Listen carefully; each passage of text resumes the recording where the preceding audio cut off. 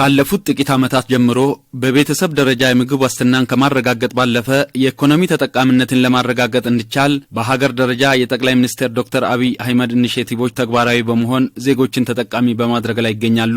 ከነዚህ ኢኒሼቲቮች መካከል ብሔራዊ የአቮካዶ ልማት ፕሮግራም ለ15 ዓመታት በክልሉ አቮካዶን በስፋት ለማምረት እቅድ ተይዞ ተግባራዊ የሆነ ነው። በክልሉ በተመረጡ 7 ወረዳዎች የአቮካዶ ምርትና ምርታማነትን በማሻሻል የአርሶ አደሮችን ተጠቃሚነትን ለማረጋገጥ እየተሰራ ሲሆን ከነዚህ ወረዳዎች መካከል በከፋ ዞን የጨታ ወረዳ አስተዳዳሪ አቶ ሰለሞን ኃይሌና በዳውሮ ዞን የማረቃ ወረዳ ግብርና አካባቢ ጥበቃና የህብረት ስራ ልማት ጽሕፈት ቤት ኃላፊ አቶ መሰረት መንገሻ ገልጸዋል። ለኤክስፖርት ምርትም ጭምር የሚፈለግ ዝርያ ያላቸው ምርቶች ናቸው። የአቮካዶ ምርቶች ናቸው እስካሁን ድረስ የተመረቱ ያሉት። ዓለም ደረጃ በአካባቢ ደረጃ ተፈላጊ የሆኑ የሀስ አቮካዶ ዝርያ በስፋት የሚገኝበት አካባቢ ነው ማረቃ ወረዳ። የሥራ ኃላፊዎቹ እንደሚሉት ከቤት ውስጥ ፍጆታ ባለፈ ለኢንዱስትሪ ግብዓትነት በሚውል ሁኔታ በስፋት እየተመረተ ይገኛል። አሁን ላይ ወረዳዎቹ በብሔራዊ አቮካዶ ልማት ፕሮግራም መታቀፋቸው የበለጠ እንዲያመርቱ እድል የከፈተ በመሆኑ በተቀናጀ ጥረት ተግባሩ እየተመራ እንዳለም ነው የገለጹት። የኢትዮጵያ መንግስት ክልሉም ይህንን እድል በማግኘታችን እጅግ አድርገን በህዝቡ ስም እናመሰግናለን። ከፍተኛ እድል ነው። ከዚህ ክልል ካሉ ወረዳዎች ውስጥ ይህንን እድል በማግኘታችን ህዝቡም እኛም ህዝቡን የምናስተባብር አመራር አካላትም እጅግ በጣም የተደሰትንበት ትልቅ እድል ያገኘንበት ነው ብለን በከፍተኛ ደስታ በከፍተኛ ጉጉት ነው የተቀበልነው። ይህንን እድል ተጠቅመን አሁን ከዚህ በፊት አቮካዶ ክላስተር ነው ተብሎ የተለየው በ5 ቀበሌ ነው።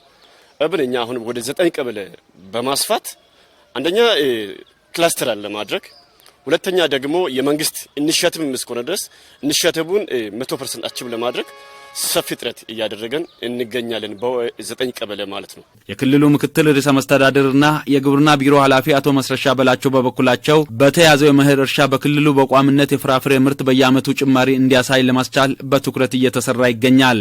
ካሉ ከፍራፍሬና ከእንሰት ሰብሎች በተለይ ምርት እድገት ላይ ከ2 እስከ 3% በማሳደግ ከፍተኛ የሆነ ምርት ከነዚህ የፍራፍሬና የእንሰት ሰብሎች ማግኘት እንዳለብን ግብ ጥለን ነው እየሰራን ያለ ነው። ይሄ እንግዲህ ትልቅ ለውጥ መምጣት ያለበት ስራ ነው። ይህ ስራ ደግሞ በቀላሉ የሚከወን አይደለም።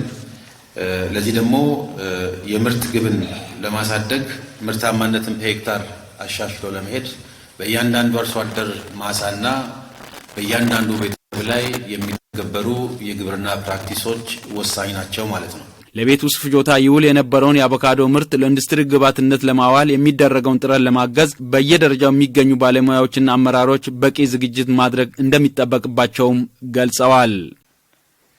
ፎርማል የሆነውን የአቮካዶን አጠቃላይ የማሳደጉን ሂደት በሚመለከት በእርግጥ 85000 ግራፍቲንግ መደረጉ ከነበረን ትሬንድ አንጻር ከ10 ከ20 ሺህ በላይ አንሄድም ነበር ከዚህ በፊት። አሁን እውቀቱ አለ፣ ፍላጎቱ አለ። ችግሩ የሩት ስቶክ ጉዳይ ነው ተብሏል። 500,000 ነበር ያስቀምጥነው፣ አልተሳካም። ግን ቀጣይ ላይ 500,000 ከዛ በላይ ለማሳካት ቅድም በሚባለው ልክ አሁን መኸር ላይ በአግባቡ ሩት ስቶክን ማዘጋጀት ካልቻለ ከተመረጡ ዘሮች ከዚህ አኳያ ካሁኑ ካልተዘጋጀ ችግር ውስጥ ነው የምንገባው የሚለውን መውሰድ አለብን።